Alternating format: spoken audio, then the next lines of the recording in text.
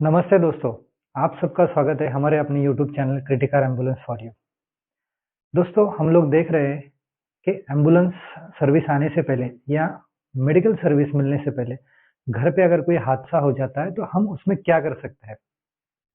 आज का जो हमारा टॉपिक है वो है इलेक्ट्रिकल इंजरीज। दोस्तों, बहुत बार हम लोग देखते हैं करंट लगना, शॉक लगना या इलेक्ट्रिक शॉक लगना। ये हादसे छोटे मोटे हमारे घर में होते हैं, ऑफिस में हो सकते हैं या कंपनी में होते हैं। ऐसे वक्त हम लोगों ने क्या करना चाहिए? सबसे पहले तो खबरदारी लेना चाहिए। खबरदारी मतलब हम लोगों ने इंसुलेशन का प्रॉपर इस्तेमाल करना चाहिए। अब ये इंसुलेशन क्या होता है?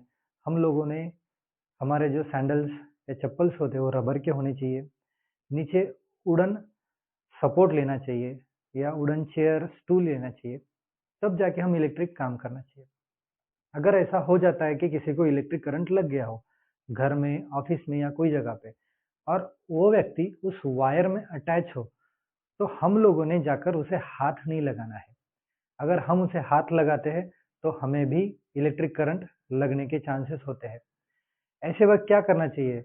उसे एक तो रबर की चीज या लकड़ी की चीज हो, उससे उसे ढकेलना चाहिए, या उस रूम का या उस ऑफिस का या कंपनी का जो मेन स्विच है इलेक्ट्रिक का, वो सबसे पहले बंद करना है। इलेक्ट्रिक का स्विच बंद करने के बाद उसे वायर से अलग करना है, अपना हाथ लगाए बिना। मतलब कोई प्लास्टिक की ट्यूब हो या लकड़ी का डंडा हो, उसे उसे उस वायर से बाहर करना है। उसके बाद उसे बाहर खुले में लेकर जाना है। दोस्तों, याद रखना है, हमारे शरीर में इलेक्ट्रिकल सप्लाई वाली एक ही चीज होती है, वो होती है हार्ट, और दूसरा होता है ब्रेन। इलेक्ट्रिकल कंडक्शन की वजह से हार्ट पंपिंग होता है, और जब हमें कोई इलेक्ट्रिकल करंट लग जाता है या शॉक लगता है तो इसमें सबसे पहले जो नुकसान पहुंचता है वो हमारे हार्ट को पहुंचता है। ऐसे वक्त हमारा हार्ट सडनली काम करना बंद कर देता है, या बहुत बार इतना ज्यादा काम करता है, मतलब इतने हार्ट बीट्स बढ़ते हैं कि जो बाहर हमें समझ में नहीं आती, और हमें उसे हार्ट बीट ना लगने के चांसेस की तरह समझ में आता है, जिसे हम पल्सलेस इलेक्ट्रिकल एक्टिविटी कहते हैं। ऐसे वक्त वो व्यक्ति मृत जैसा दिखता है या उसे अकड़े हुआ दिखता है। ऐसे वक्त हम लोग क्या कर सकते हैं? तो खुले में लेकर आने के बाद सबसे पहले उसे कार्डियक मसाज देना है, जिसे हम कार्डियोपल्मोनरी रिससिटेशन यानी सीपीआर कहते हैं। ये सीपीआर देते वक्त सीपीआर की साइकिल के साथ ही उस व्यक्ति को ऑक्सीजन सप्लाई भी होना जरूरी है, तो उसे माउथ टू माउथ ऑक्सीजन देना है जब तक एम्बुलेंस सर्विस आती नहीं है या हम उसे एम्बुलेंस या मेडिकल सर्विस में लेकर जा रहे हैं। जैसे ही उसे होश आ जाता है या उसके हार्ट बीट स्टार्ट हो जाते हैं जब हम पंपिंग कर रहे हैं, ऐसा वक्त होने के बाद उसे पानी पीने के लिए देना चाहिए या नहीं देना चाहिए, बहुत बड़ा कंफ्यूजन हमारे सोसाइटी में है।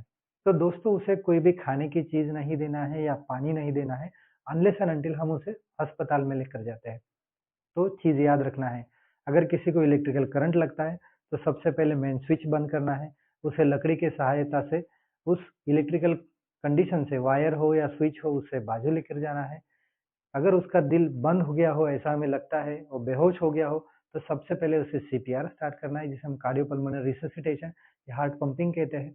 दूसरी चीज होती है, उस व्यक्ति को ऑक्सीजन भी देना है और अस्पताल लेकर जाना है, या अस्पताल जाते वक्त भी हम लोग उसे पंपिंग कंटिन्यूअसली कर सकते हैं, ऑक्सीजन दे सकते हैं।